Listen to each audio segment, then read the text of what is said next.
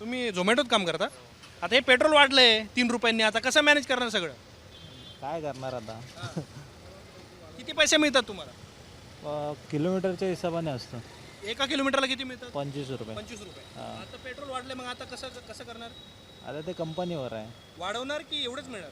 Company वाढवेल ना. Company वाढवलं तरच मिळेल, हां, नाही वाढवलं तर? नाही वाढवलं तर तेवढंच. पण मग आता हे जे कितीचं टाकणार तुम्ही आता?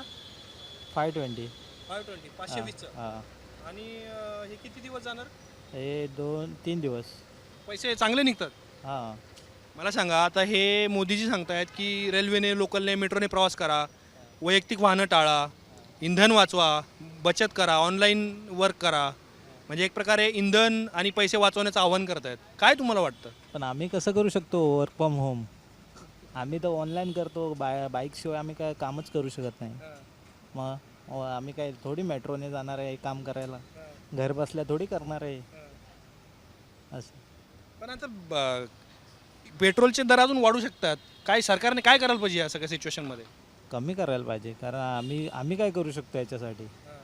नाही तर आम्हाला घरी बसावं लागेल असं.